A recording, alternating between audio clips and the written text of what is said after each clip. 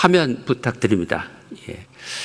최근 언론 보도로 우리 국민들이 응급실 뺑뺑이를 겪고 있는 사례들입니다. 이 중에는 2살 어린아이가 열성 경련이 생겼는데 11곳의 응급실에서 1시간 동안 진료 거부를 당하다가 결국 여전히 혼수 상태에 빠져 있는 사례와 같은 안타까운 사례들이 있습니다. 이런 언론 보도와 현장 의료진들의 증언을 바탕으로 최근 더불어민주당 이재명 대표가 응급실 뺑뺑이 때문에 사망한 분들이 작년보다 늘었다고 합니다 라고 말씀하셨는데 이 발언을 대통령실이 나서서 근거 없는 주장이다 라고 반박했습니다. 총리께서는 의정 갈등으로 응급실 뺑뺑이 문제가 더 심각해졌다는 주장이 가짜 뉴스라고 생각하십니까?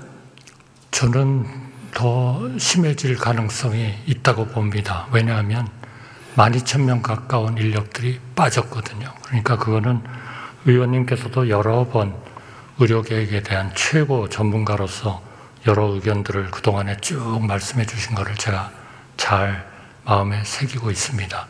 분명히 똑같다면 그건 거짓말입니다. 그러나 네.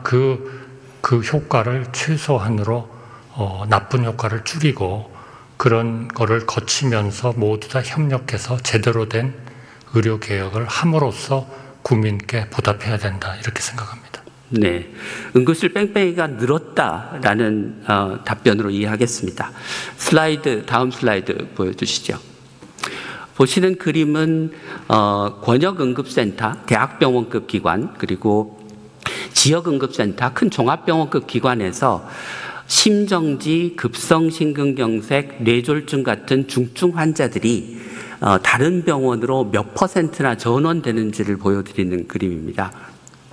하늘색 막대는 작년 2월부터 7월까지고요. 노란색 막대는 올해 2월부터 7월까지입니다. 보시는 것처럼 대학병원급인 권역응급센터에서 심정지, 급성심근경색, 뇌졸중 같은 중증 응급 환자의 전원이 늘어나고 있습니다. 다시 말씀드리면 중증 응급 환자의 뺑뺑이가 늘어나고 있는 거죠. 예, 다음 슬라이드 보여주시겠습니까? 그렇게 되니 그 다음은 중증 응급 환자의 사망률입니다. 권역센터에서는 사망률이 줄었지만 지역센터에서는 오히려 사망률이 늘었습니다. 이거는 권역센터가 의사가 부족해서 중증 응급 환자를 받지 못하고 다른 병원으로 보내니까 골든타임을 놓치는 환자들이 늘어나고 그 환자들이 지역센터에서 더 많이 사망하는 것으로 추정됩니다. 결국 응급실 뺑뺑이만 늘어난 게 아니고 응급실 뺑뺑이로 인한 중증 응급 환자의 사망도 늘었습니다. 그러면 앞서 이재명 대표가 말씀하신 응급실 뺑뺑이로 응급 환자의 사망이 더 늘었다고 한다라고 하는 말이 여전히 가짜 뉴스라고 생각하십니까?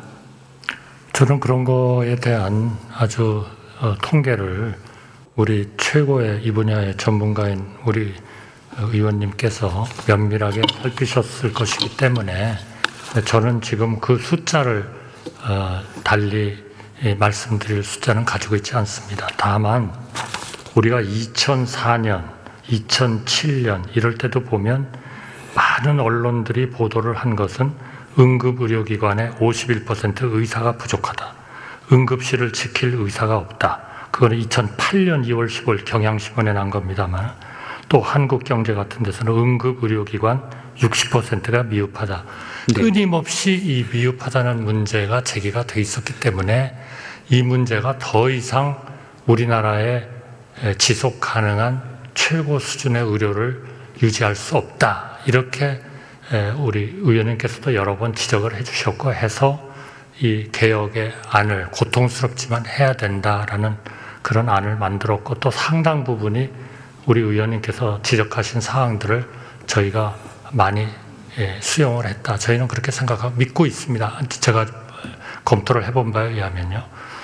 그러나 물론 그런 과정에 전공이 거의 12,000명 거의 다가 나가버리신 상황이어서 결국 전문의와 PA 간호사들 돌아오신 전공의들 이분들이 정말 헌신적으로 해주시고 계시다고 생각합니다. 네. 그러한 상황을 빨리 좀 네. 종결시켜야 된다 이렇게 네. 생각합니다. 이처럼 지금 응급의료 대란으로 응급 환자들이 제대로 치료를 못 받고 있습니다. 오늘 대국민 담화를 하셨는데 추석 응급의료 대책으로 어떤 것들을 정부가 내놓으셨습니까? 의원님 보시기에는 약간은 좀 그 표준적인 정책이라고 생각합니다. 우선 수요 쪽을 조금 줄여줘야 되겠다. 아무래도 응급실은 특히 상급종합병원의 응급실은 중증, 이런 희귀, 이런 연속적으로 치료받는 분들이 가야 되기 때문에 좀 중증과 중증이라기보다는 중간층과 경증은 좀 우리 종합병원이나 이런 쪽으로 좀 가시도록 하기 위해서 이런 수가 같은 것도 좀 조정을 했고요. 뭐 제가 구체적으로 말씀드리진 않겠습니다. 이거는 어떻게 보면 좀 스탠다드한 정책들이기 때문에요. 그 다음에는 이제 공급 능력이, 의료 서비스에 대한 공급 능력이 늘어야 되지 않겠습니까? 그래서 그분들에 대해서 실제로 일하시는 분들, 또 헌신하고 계시는 전문의님들, 간호사님들, 이런 분들을 정말 최대한 좀 저희로서는 따뜻하게 좀 대우해 드릴 수 있는 그런 일들을 하고요. 이제 마지막으로는 역시 그 방금 말씀하신 이 이송, 전원, 이런 것들이 원활하게 이루어지는 것들이 굉장히 중요합니다. 그런 게 비하면 우리의 지금까지의 그런 이송의 원칙, 규칙 이런 것들이 너무 좀 이 경직적으로 이렇게 짜여져 있는 분도 많아서 이번 그 위기 기간 중에는 조금은 좀 유연성을 발휘하면서 네. 우리 환자의 네. 생명에 지장이 없도록 예. 하는 그런 정책들을 네. 준비했습니다. 저는 정부가 내놓은 대책이 지금의 급박한 응급의료의 상황을 해결하는 데 도움이 되는 정책이라고 생각합니다. 그런데 다른 한편으로는 땜질식 정책이라는 인상을 지울 수가 없습니다. 예를 들면 추석 기간에만 응급실 전문의의 진찰료를 3.5배 인상한달지, 그러면 추석 이후에는 어떻게 하겠습니까? 그다음에 경증 환자가 그 큰 응급센터를, 대학병원 응급센터 이용을 자제해달라라고 이야기를 하지만 그 경증 환자 중에 상당수는 실제로 중증 응급 환자일 수 있습니다. 그래서 근본적인 문제는 응급실의 전문의를 늘리는 것과 함께 응급 환자의 수술, 시술, 중환자 진료를 담당할 최종 진료를 담당하는 전문의를 늘리는 것이 과제라고 생각합니다. 그렇게 하면 이렇게 임시적으로 수가 올려준다, 인건비 지원해준다가 아니고 응급의료에 관한 법률을 개정해서 권역응급센터, 지역응급센터의 전문의의 인력 기준을 높이고 그에 상응하는 보상을 하고, 이제까지 병원들이 응급환자 진료에 대해서 소극적이었기 때문에 상급종합병원 지정과 같은 병원이 큰 관심을 갖는 정책과 연계해서 근본적으로 응급실에서의 뺑뺑이를 대한민국에서 없애는 그런 방향의 대책을 내놓아야 된다고 생각합니다. 그래서 만약 국회에서 그런 법을 발의한다면 정부가 적극적으로 검토하실 생각이 있으십니까? 저는 의원님의 그 문제 제기와 현상 파악에 대해서 저는 전적으로 공감합니다. 저희 의원님 보시기에는, 최고 전문가가 보시기에는 조금 더 개선될 점이 있지 않느냐, 이렇게 분명히 생각이 드실 부분들이 있을 겁니다. 그러나 지난 8월 3일 날 1차로 저희가 의료개혁안을 낸 것은 이 모든 문제, 응급실에서 일어나는 문제, 또 배후 치료 이런 능력이 좀 부족한 문제, 또 필수, 또 지역의료 이런 데가 아직도 좀 이런 그 스트레스를 받고 있는 문제, 이런 것들을 근본적으로 해결하는 거는 결국 지금 저희가 얘기하는 한 6개 정도의 키 개혁 과제들이 잘 투자가 되고 성공을 하면, 네, 무슨 말씀인지 그게 근본적으로 해결이 될 것이다. 네. 그러나 그 기간 동안은 저희가 필요한 약간의 좀 임시적인 조치도 같이 할 수밖에 없다 하는 말씀을 드리겠습니다. 그런 임시적인 조치가 필요하다는 건 앞서 말씀드린 그다음에 대로, 제가 답변을 못 드렸습니다. 네, 인정합니다만 그런 개혁을 하는 그런 과정에서는 많은 아마 입법들이 필요할 겁니다. 네. 또 시스템을 만들기 위한 입법도 필요할 겁니다. 아마 그런 부분에서 의원님께서 좀 좋은 입법도 내주시고 하면은 적극적으로 저희가 원천적으로 이 모든 문제를 해결하기 위한 방향으로 정책을 추진하겠습니다. 저는 지금 당장 그 법이 필요하다고 생각합니다. 그러니까 장기적으로 이 문제를 내버려 두면 올해 말에 또는 내년 초까지 대한민국의 의료 체계가, 응급의료 체계가 버틸 수 있을지 잘 모르겠습니다. 다음 슬라이드 보여주십시오. 이번에는 그 응급의료 말고 비상진료 체계 얘기를 해보겠습니다. 정부는 비상진료 체계가 잘 작동하고 있다고 얘기하시는데요. 거꾸로 중증 환자들은 지금 제대로 진료를 못 받고 있다고 얘기를 합니다. 왼쪽에 보시는 복지부 자료에 따르면 상급 종합병원의 수술이 31%가 줄었습니다. 정부가 뭐라고 얘기하냐면 상급 종합병원은 경증 환자, 중등증 환자를 진료를 줄이고 중증 환자 진료에 집중하고 있다. 이렇게 얘기를 하고 있는데 오른쪽에 보시는 소위 우리나라의 빅5 병원의 암 수술이 하늘색은 작년, 노란색은 올해 얼마나 줄었는지를 보면 30%가 줄었습니다.